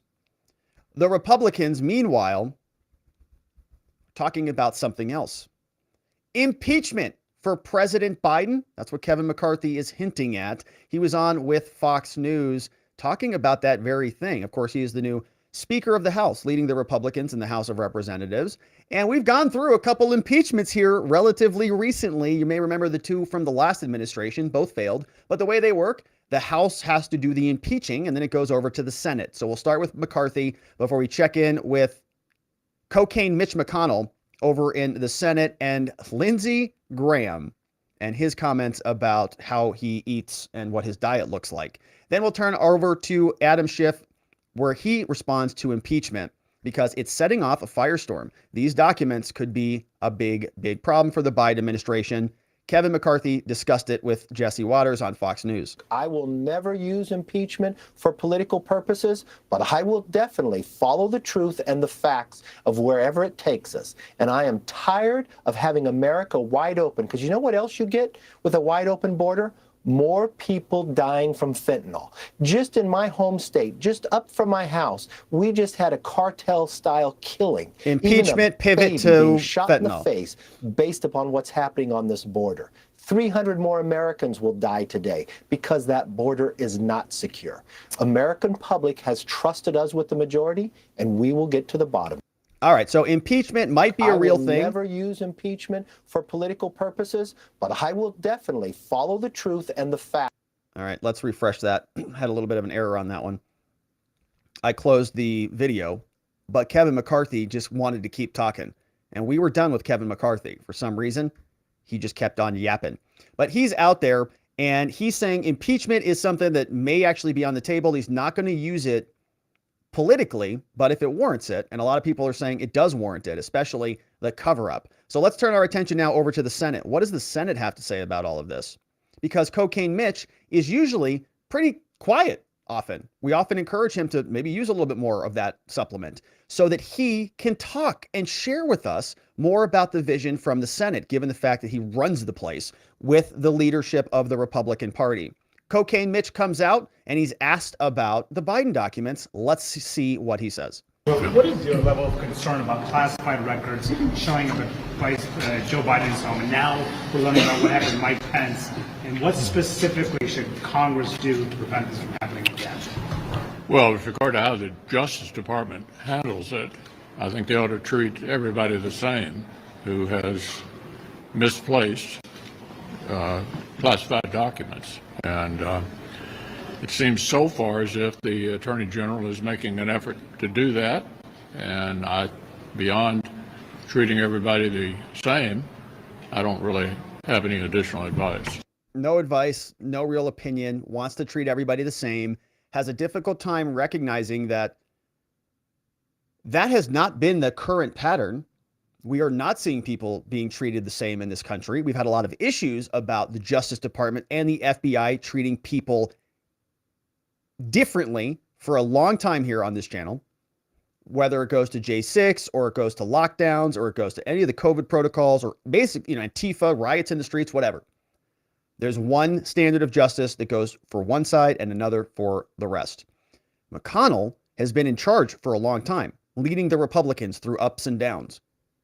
And we're looking to him for a little bit of leadership to say something. The media tries again, a second crack at the apple. Do you think that this sort of hardline negotiation tactic that House Republicans are using with regards to the debt limit is necessary in order to get the debt under control? Do I think what? Do you think the sort of hardline negotiation tactic that some House Republicans are trying to use to force negotiation by holding the debt limit in question, do you think that's needed in order to? Well, as I said earlier, I think if this isn't a good time to talk about the debt, I don't know when that is. And the debt ceiling does provide an opportunity to enter into a discussion about what Admiral Mullen said years ago when asked what was our biggest national security threat. He said it was the debt. Totally. And it's only gotten worse. Yeah, now, because of you people. During the pandemic. Didn't he sign on to that $1.7 trillion disgusting bill again? These people talk out of both sides of their mouths. It's disgusting. There was broad agreement on a bipartisan basis that we had to do what we did. As the pandemic ended and we began to go back to normal, not a single Republican supported either of the two reconciliation proposals last year that added about $2.7 trillion to the spending spree. This is a good time to talk about it, to try to get an outcome. But the second part of what I said was, I can't imagine any debt ceiling agreement that would get 60 votes in the Senate that would have any chance of passing the House. So the solution to this problem needs to be negotiated between the Speaker and the President. Yeah, he doesn't want any part in it because Mitch McConnell doesn't really want any part in anything consequential. Leader McConnell, do you think President Biden's possession of classified documents at his home in Washington office could rise to the level of an impeachable offense? Impeachment. I don't have an answer to that hypothetical. I do think. Yeah, we do know what you think about it, Mitch, because you wore the answer on your face right here when you did this. Right there. You see that? See those eye roll? It's basically an eye roll. I think he actually does eye roll. Let's see if he does it. Yeah. What do you think about impeachment? McCarthy mentioned it. What do you think about impeachment, Cocaine Mitch? Chance of passing the House. So the solution to this problem needs to be negotiated between the Speaker and the President. Leader McConnell, do you think President Biden's possession of classified documents at his home in Washington office could rise to the level of an impeachable offense? I don't have an answer to that hypothetical. I do think the Justice Department seems to be willing to treat everybody the same. That's and not try to retrieve happening. The documents. And obviously, it's not a great idea to take classified documents away from the archives. And I would love to have some FBI agents rummage around Mitch McConnell's house. Let's see what he's got in his sock drawer. we'll see how they continue to handle it. Yeah. So some of the documents found at President Biden's home date back to his time in the Senate. You've obviously been around the Senate for a good amount of time. So has the process for handling classified documents as a senator changed over time in your view? I never knew it was possible to take classified documents out of the Schiff. So most of us don't think there's any way of getting it out of the Schiff, much less bringing it to your office or taking it home. We'll see. We'll see. So, all right, send the FBI over there. Send them over. Somebody call them. Call the FBI. Go over to Mitch's house. Go to Schumer's house. Go to Graham's house. Go to Nadler's house. How many documents does waddling Nadler have tucked away in his diaper bin? Do you want Senator Sinema to run for re-election as an independent? Look, Senator Sinema has been an important part of the United States Senate. The most important thing she did was to save the institution itself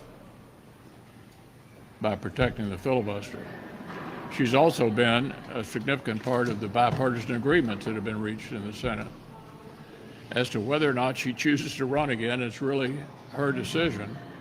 And I think it is a big dilemma for the Senate Democratic majority to decide whether to support her or to support somebody running on the Democratic ticket. And I'm pretty sure you were asking a bunch of questions along those lines right before we came out here. I look forward to reading what answers, if any, you got. All right. He doesn't have any answers. He's going to be reading the news for answers to questions. Thanks. Great job there, Mitch. All right. So that's Mitch McConnell. Now, there are also questions for Lindsey Graham, because Lindsey Graham, as we know, is one of the worst senators in America, has been for a long time. And I think he's really only interested in Lindsey Graham. But he was out and he was asked questions about Biden's documents. Mr. Graham, you're a very experienced politician. You know all about confidential classified material. What's your take on this Biden document dilemma? You got Trump, you got Pence, you got Biden. The only thing I think you'll find at my house is a bunch of Chick-fil-A bags on the floor. Yeah, I believe that. The bottom line is I don't know how this happened. We need to get to the bottom of it. I don't believe for a minute that Mike Pence is trying to intentionally compromise national security.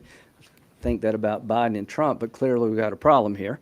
So hopefully when this is all said and done, maybe we're overclassifying things. That may be part of the problem, but count me in for getting this fixed And the vice president, I know very well.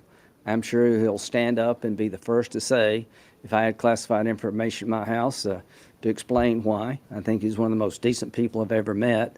And so what became a political problem, for Republicans is now a national security problem for the country.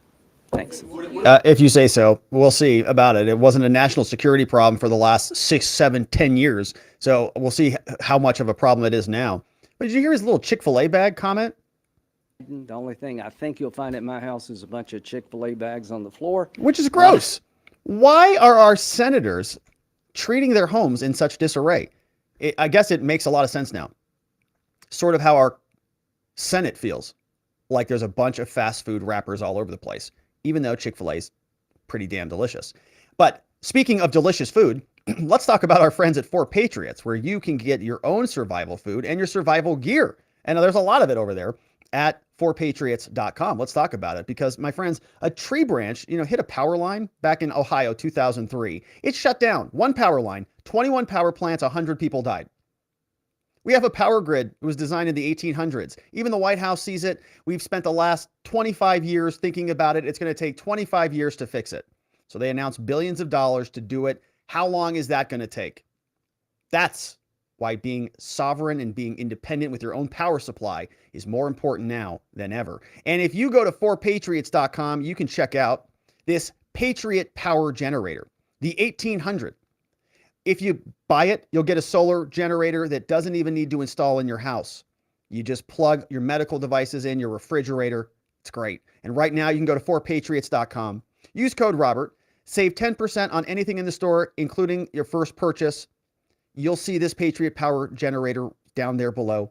And if you purchase it, a portion of your sale is going to go to charities that support our veterans and their families.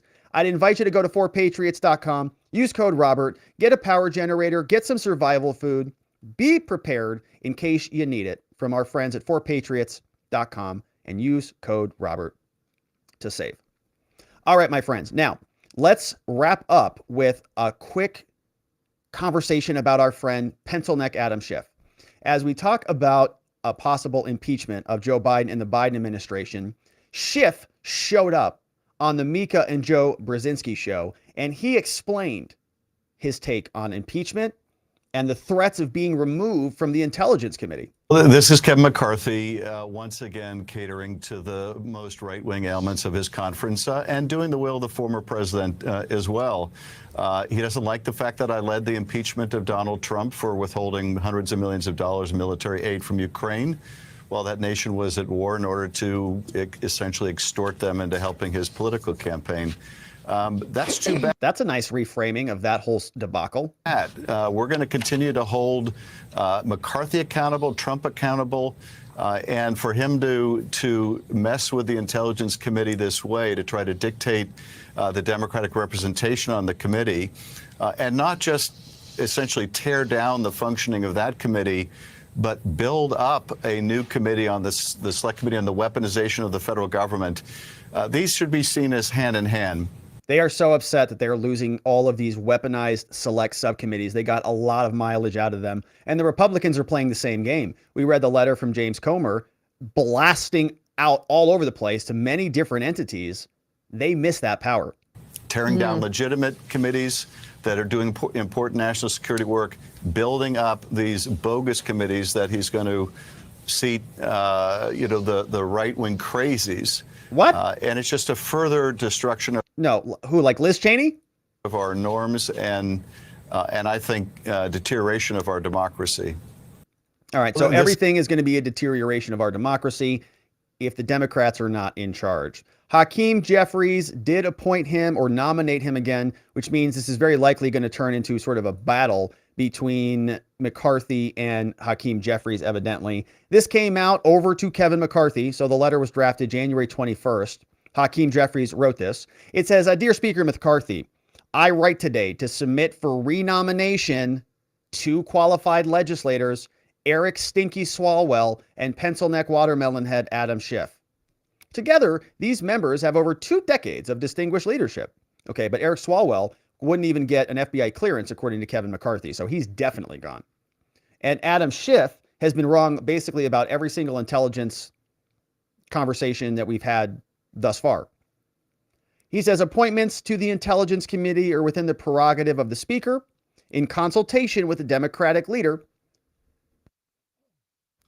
Says it's my understanding that you intend to break with the long-standing tradition of deference to the minority party Intelligence Committee recommendations. Now, all this is fair game, okay? Because when the minority party made recommendations to Speaker Pelosi's committee, the J6 committee, she rejected theirs, right? She said, nope, you can't have those people. Jim Jordan was supposed to be on there. She said no. So they ended up with who she picked, which was Kinzinger and Cheney. Both of them made it on there. So this is, they're all going to be crying foul about this, right? Oh, Adam Schiff got thrown off. Swalwell got thrown off, all this crap. Don't buy it for a minute. They started this game. The committees were supposed to be 13 members. Turned out there was like 9 of them on there. 7 Democrats, 2 Republicans on the J6 committee, ultimately. So the same thing can happen here. The Republicans should go to war on this one. Keep them all off if they can help it. Democrats started it. It's only fair. If the Republicans don't do that, they're going to lose, as they have been losing thus far. Now it's time to play since they have control.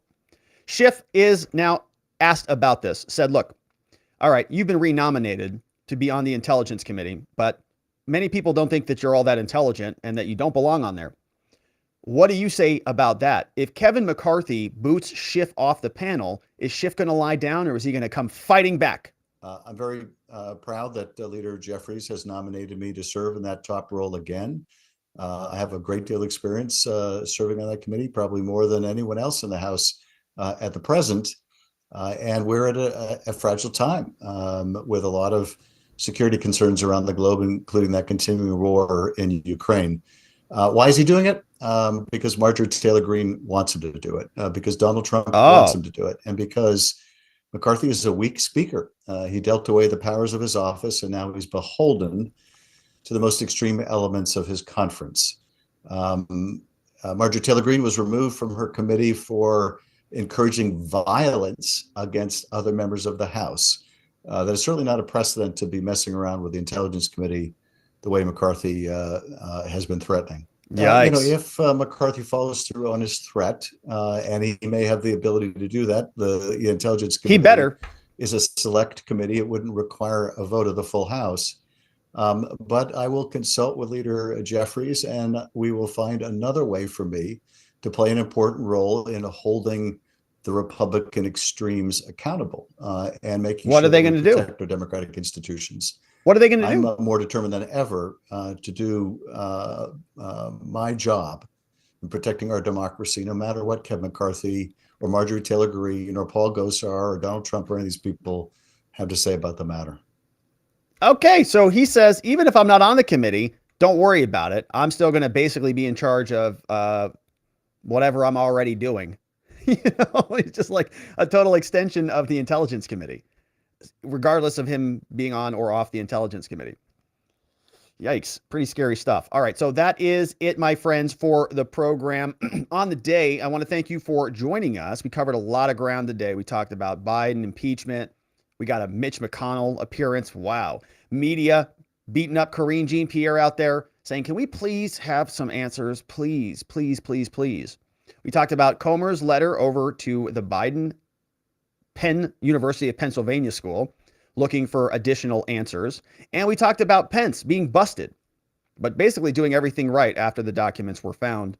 And so we covered a ton of ground, but now it's time to hear from you, my friends, and to see what you have to say about this over from watchingthewatchers.locals.com, over from our super chats, over from our Rumble rants. We have some Rumble friends. I see MNL Hayes is over there. Trust 2 Kids, Unknown Citizens is in the chat. Robert 6153 is over there with Hiker 7 as well. Good to see our Rumble friends. We had a couple super chats come in, and I'm grateful for those. First one was from Fred Pedamonte.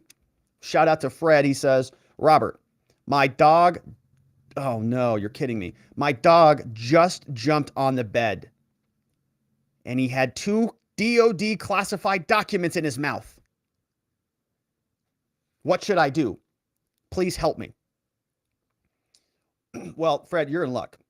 Good news is I'm a lawyer. I am highly qualified to move classified documents from various locations. So don't call the National Archives. Don't call the White House.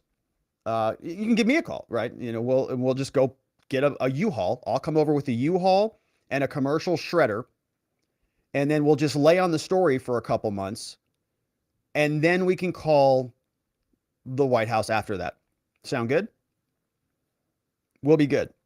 And your dog's a real good boy for finding those, by the way. So give him a treat, give him a little pat on the head and say, you're a real good boy. Any more? Do you have any more classified documents? Go get them.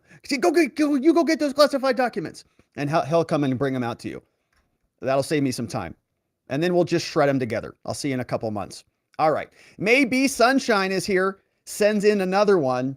What is that, a turtle? Oh, is it a fish? Is it an ostrich? What the heck is this thing? Oh, it's a person banging on the ground saying LOL. That's what it is. That's what it is. Oh yeah, and by the way, Fred, we're also going to raid your house. That's right. We forgot to mention that. Yeah, Rumble said raid his house too. We're going to raid your house too, in addition to everything else that we're going to do. We'll see you soon. All right, thank you, Fred. Thank you, Maybe Sunshine, for that for the donos that came in over on our YouTube support station. Thank you, everybody over there. We're checking in over on Rumble. We're going to jump over to Twitter real fast and say hello to our Twitter friends, because we like to support the alternative platforms here and the people who are fighting for free speech. I think it's incredibly important to do that. And then we'll jump over to Locals for our after party after the show. We'll hang out for a few minutes and talk there as well. But hey, oh my goodness, we have 8 viewers over on Twitter. It's getting out of control over here. 8 people in the house. And we're doing a quick scroll down to make sure we have some good content that is not going to get us nuked. Paul Mino, our very good friend Paul Mino at Sleepy Dog Lee is on Twitter. He says, Rob, I assume you're familiar with Chaplinsky versus New Hampshire in 1942. Could fighting words like "you like Taylor Swift" be considered justification for a sound thrashing of the offender without fear of legal repercussions? All right, so Paul's giving me some grief on, we had a situation this morning on our Locals members only chat. Paul, I didn't think you were there, bro. I was talking behind your back, man. I didn't think you were going to watch that one. Shoot. All right, I was trying to sneak that one through. Yeah, we were talking about the Taylor Swift lawsuit today on our members only chat, and I was wondering if Paul was interested in that story or something. I forget the total context of it, but yeah, Paul, those are fighting words. If somebody said that I like Taylor Swift, yeah, there would be repercussions coming.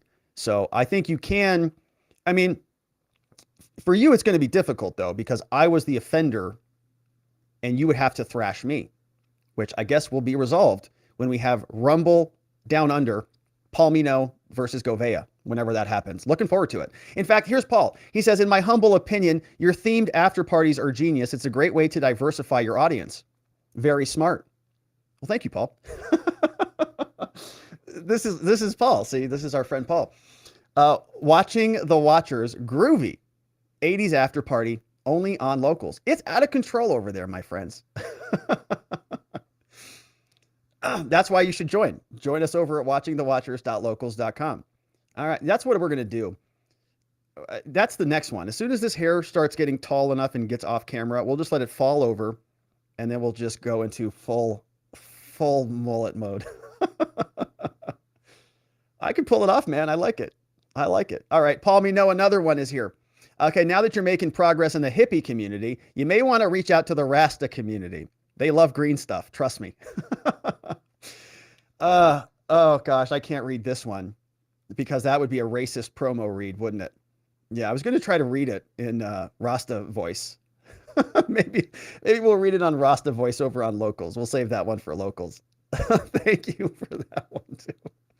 Now, I don't think I could pull off the dreads. You know, I don't know if I could do it. I'll have to work on that one. Maybe after we go mullet, we'll just keep going and then they'll turn into dreads. I like that plan. Yeah, I like that plan. We'll work on that one. All right, thank you, Paul. Paul Minot has just memes for days over on our locals, and they're just super fun. So thank you, Paul. We love Paul to death. He's really a ton of fun on our chat. So come and join us at watchingthewatchers.locals.com. We hear Danny McWilliams says Biden's documents, they could have been covered up easily. They were leaked for a reason. Why? I don't know. Yeah, I don't know why CBS published it. CA Human says, I've heard it reported that special counsel is only appointed if Pence declares a run for 2024. Is that true?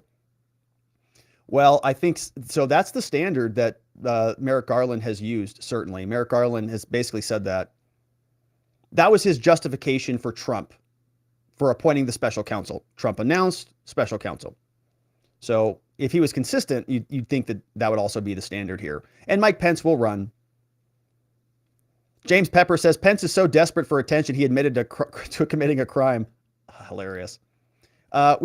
Danny says, Rob, you as well as the rest of us are being played. I don't doubt that for a minute. Establishment is lining up the candidate field for 2024. Brace for impact, folks, says CA Human.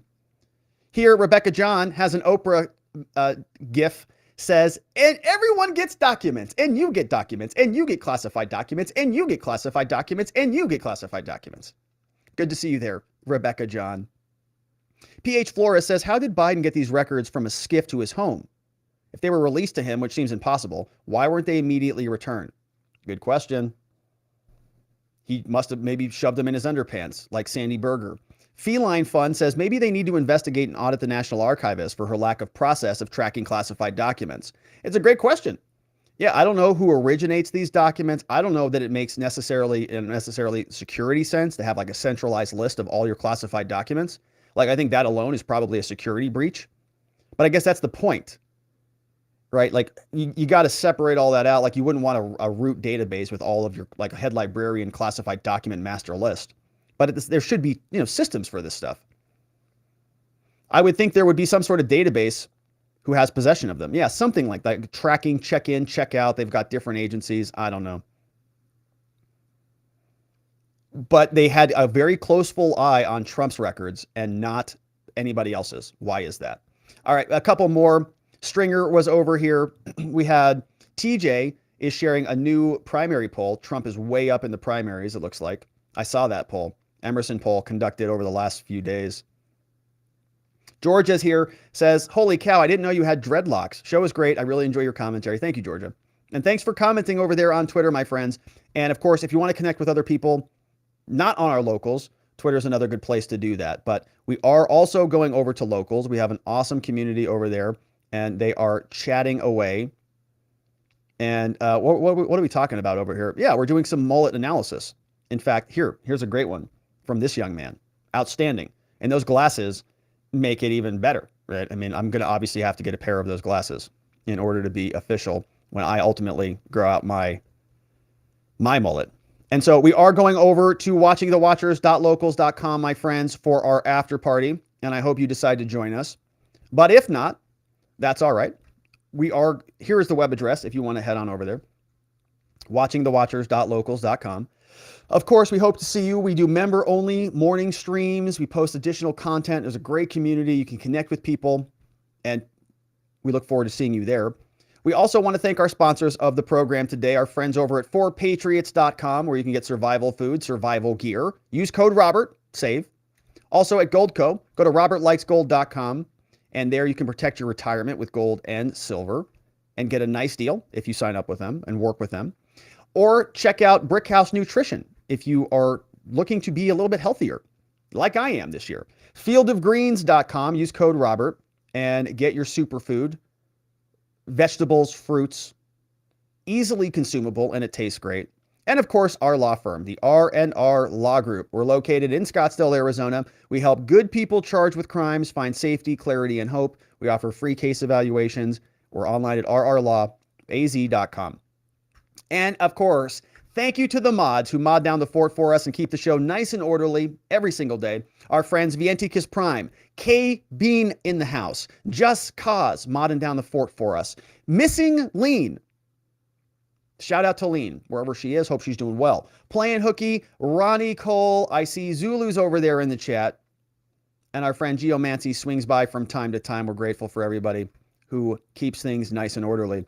But that is it for us on the day. We're going over to watchingthewatchers.locals.com. I hope to see you there. If not, we will be back here tomorrow to do it all again. We'll see what the news has in store for us. And I'm sure it's going to be a doozy as usual, but we can't do it alone. And so I look forward to seeing you right back here so that together with your help, we can shine that big, beautiful spotlight of accountability and transparency down upon our system with the hope of finding justice. Have a tremendous evening, my friends. Sleep very well. I'll see you right back here tomorrow. Bye-bye.